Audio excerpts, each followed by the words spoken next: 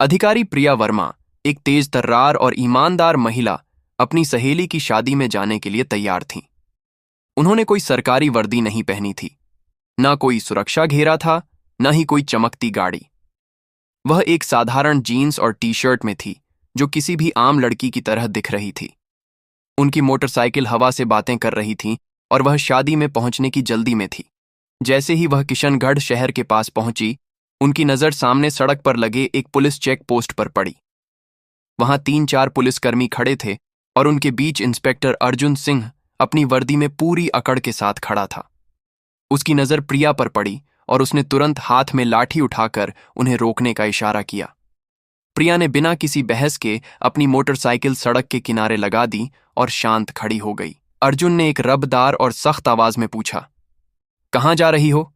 प्रिया ने बहुत ही शांत और मधुर स्वर में जवाब दिया, एक सहेली की शादी है, वहीं जा रही हूं। अर्जुन ने उन्हें सिर से पांव तक घूरा। वह 28 साल की एक खूबसूरत महिला थी। अर्जुन हंसते हुए बोला, अच्छा, सहेली की शादी में खाना खाने जा रही हो, लेकिन हेलमेट क्या तुम्हारे बाप ने पहनना था? क्यों नहीं पहना? और यह बाइक भी बहुत तेज चला रही थी। चलो, अब चालान कटेगा। ये कहते हुए उसने अपनी जेब से चालान की पर्ची निकालनी शुरू कर दी। प्रिया समझ गई कि उसकी नीयत ठीक नहीं है और यह सब एक बहाना है। उन्होंने कहा, सर, मैंने कोई कानून नहीं तोड़ा है। ओ मैडम, हमें कानून मत सिखाओ, अर्जुन झल्लाकर बोला। उसने पास खड़े एक कांस्टेबल की तरफ देखा और फिर प्रिया की ओर मुड़कर कहा, इसे सबक सिखाना होगा। अचानक अर्जुन ने अपना हाथ उठाया और प्रिया के गाल पर जोर से एक थप्पड़ मारा। बहुत सवाल कर रही है, जब पुलिस कुछ कहे तो चुपचाप मान लेना चाहिए, वह गुस्से में बोला। प्रिया का सिर एक पल के लिए घूम गया, लेकिन उन्होंने तुरंत खुद को संभाल लिया। उनकी आंखों में गुस्सा साफ झलक रहा था। अर्जुन हंसते हुए बोला, अभी भी इसकी आंखों में घमंड है। ऐसे कितनों को ठीक कर चुका हूं, इसे अच्छी तरह से सबक सिखाना होगा। एक कांस्टेबल आगे आया और बोला, सर, इसे थाने ले चलते हैं, वहीं इसका इलाज होगा, तब समझेगी कि पुलिस से कैसे बात की जाती है। फिर एक और कांस्टेबल ने प्रिया का हाथ पकड़कर खींचते हुए कहा, चलो गाड़ी में बैठो। प्रिया ने झटके से अपना हाथ छुड़ाया और गुस्से में बोली, हाथ लगाने की कोशिश मत करना, वरना अंजाम अच्छा नहीं होगा। इंस्पेक्टर अर्जुन और भड़क गया। उसने एक और कांस्टेबल से कहा, देखो इसका घमंड। कांस्टेबल आगे बढ़ा और प्रिया के बाल पकड़कर खींचने लगा। प्रिया दर्द से करा उठी। फिर भी उन्होंने अब तक अपनी असली पहचान नहीं बताई थी। वह देखना चाहती थी कि यह लोग कितनी नीचता तक जा सकते हैं। इसी बीच एक पुलिसकर्मी ने गुस्से में उनकी बाइक पर लाठी मार दी और ऊंची आवाज में बोला, बड़ी आई साधु बनने वाली, अब तुझे खिलौना बनाकर खेलेंगे। प्रिया वर्मा अब अच्छे से समझ चुकी थी कि उनके साथ क्या होने वाला है। इंस्पेक्टर की आंखों में गुस्सा भरा था।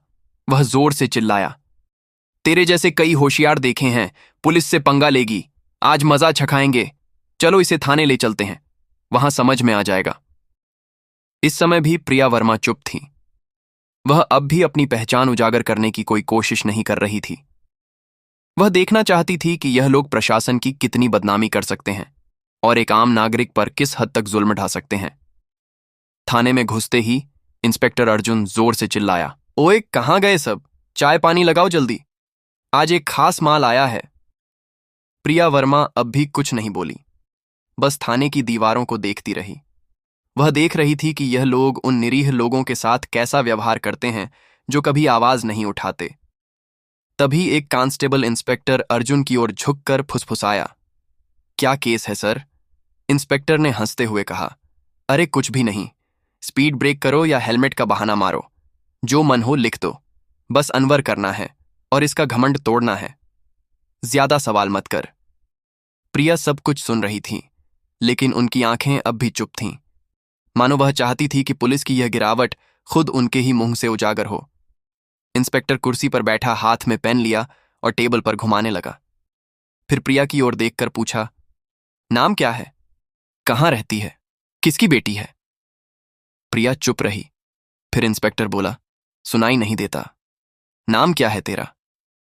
लेकिन प्रिया की चुप्पी अब भी पत्थर की दीवार जैसी अडिग थी। तभी इंस्पेक्टर ने जोर से मेज पर हाथ मारा, इतनी जोर से कि आवाज पूरे थाने में गूंज उठी। फिर गुस्से से चिल्लाया, सुनाई नहीं देता, नाम बता जल्दी। प्रिया ने मुंह घुमाकर शांत स्वर में उत्तर दिया, जी राखी शर्मा।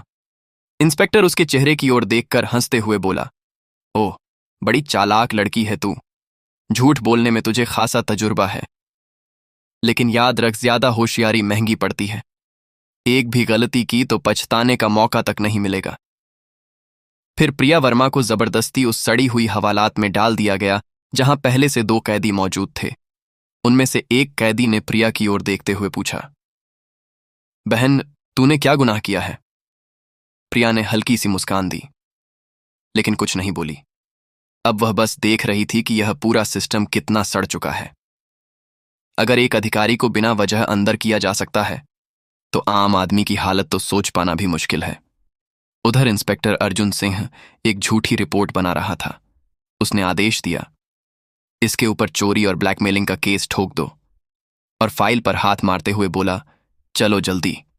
एक कांस्टेबल ने हिचकते हुए पूछा, लेकिन सर, बिना सबूत? अर्जुन हंसते हुए बोला, इस थाने में सबूत लाए नहीं जाते, बनाए जाते हैं।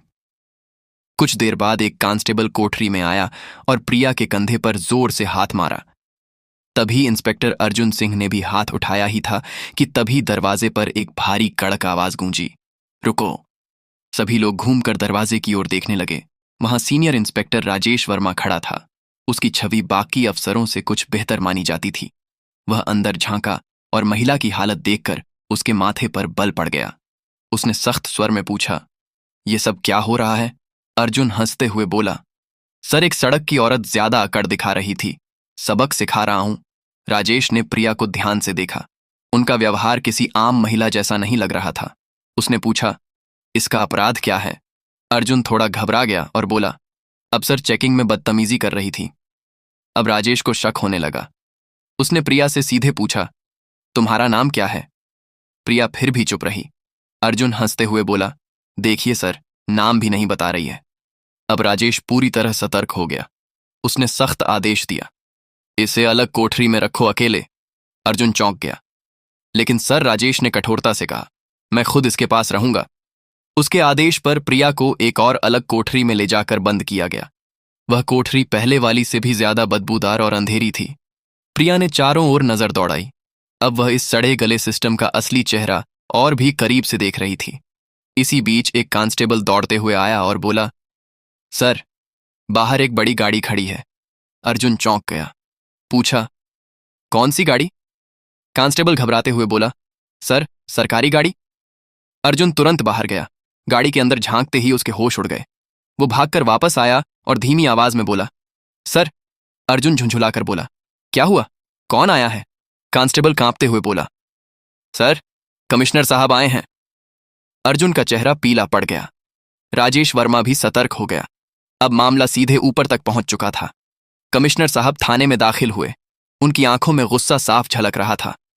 उन्होंने अर्जुन की ओर देखकर सख्त स्वर में पूछा, इंस्पेक्टर अर्जुन, यह क्या तमाशा चल रहा है यहां?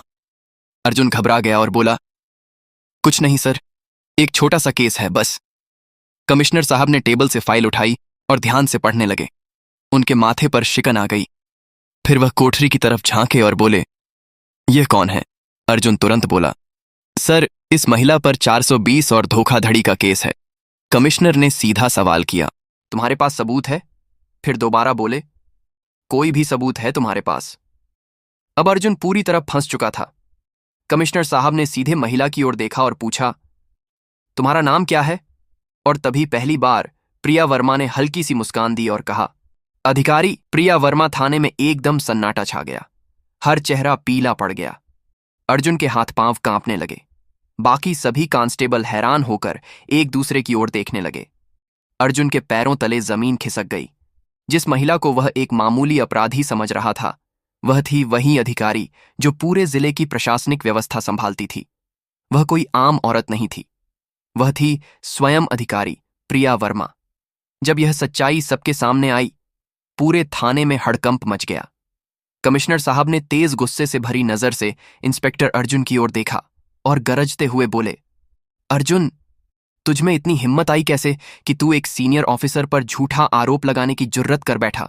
अर्जुन कुछ बोलने की कोशिश कर ही रहा था कि तभी पास में खड़े सीनियर इंस्पेक्टर राजेश वर्मा जोर से बोले, सर, मैंने पहले ही कहा था कि यहां कुछ ना कुछ गड़बड़ है। अब अर्जुन पूरी तरह अकेला पड़ चुका था। तभी पहली बार प्रिया वर्मा ने अपनी शांत लेकिन दृढ़ आवाज में सीधा फैसला सुना दिया। अर्जुन, अब तेरी नौकरी गई, तेरा सस्पेंशन पक्का और तेरे खिलाफ अब केस भी चलेगा।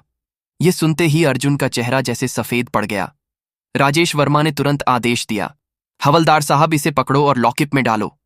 लेकिन तभी अर्जुन ने अपनी जेब से एक मुड़ा हुआ कागज निकाला और मुस्कुराते हुए बोला, रुको मैडम, ये पहले देख लो, फिर जो करना हो कर लेना। उसने कागज आगे बढ़ाया। कमिश्नर और प्रिया दोनों की नजरें एक साथ उसकी ओर गईं। अर्जुन बोला, ये लो मेरा ट्रांसफर ऑर्डर। 3 दिन पहले ही मेरा तबादला हो चुका है। अब चाहे तुम जितना भी गुस्सा करो, मुझे नौकरी से नहीं निकाल सकती। पूरे थाने में फिर एक बार सन्नाटा छा किया। प्रिया ने वह कागज हाथ में लिया और ध्यान से पढ़ा। कमिश्नर ने राजेश वर्मा की ओर तीखी नजर डालते हुए कहा, जाओ देखो, ये कागज असली है या सिर्फ दिखावा। राजेश ने कंप्यूटर रिकॉर्ड खंगाला और फिर सिर उठाकर बोला, सर ये असली है, लेकिन अब तक इसने नए इंस्पेक्टर को चार्ज नहीं सौंपा है, यानी अभी तक यहां का आधिकारिक इंस्पेक्टर यही है और सारे कुकर्म इसी के कार्यकाल में हुए हैं। अब इसे कोई नहीं बचा सकता।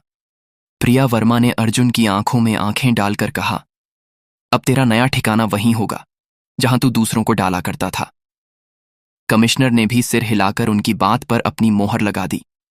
जैसे ही 2 कांस्टेबल उसे पकड़ने आगे बढ़े, अर्जुन फिर से चाल चल गया और जोर से बोला, रुको मैडम, मैं अकेला नहीं हूं। क्या आपको लगता है कि सारा दोष सिर्फ मेरा है? फिर वह थाने के बाकी पुलिस वालों की ओर इशारा करते हुए बोला, यह सब मेरे साथ थे, ऊपर तक सब शामिल हैं। इतना कहते ही कुछ पुलिसकर्मियों के चेहरों का रंग उड़ गया। राजेश वर्मा हालात को भांपकर एक एक करके सभी की ओर शक की नजरों से देखने लगे। प्रिया वर्मा ने शांत लेकिन दृढ़ स्वर में कमिश्नर की ओर देखते हुए कहा, अब इस पूरे थाने को साफ करना होगा, कोई नहीं बचेगा। कमिश्नर ने भी सिर हिलाते हुए कहा, जो हुक्म मैडम, अब एक एक करके सबका हिसाब लिया जाएगा। यह बात मुंह से निकलते ही थाने के भीतर बिजली सी गिर गई। थाने के बाहर कुछ पत्रकार पहले से खड़े थे। उन्हें पहले से ही शक था कि थाने के अंदर कोई बड़ा घोटाला चल रहा है। जैसे ही उन्हें खबर मिली कि पूरा थाना लाइन हाजिर किया गया है, उन्होंने तुरंत मोबाइल से ब्रेकिंग न्यूज वायरल करना शुरू कर दिया।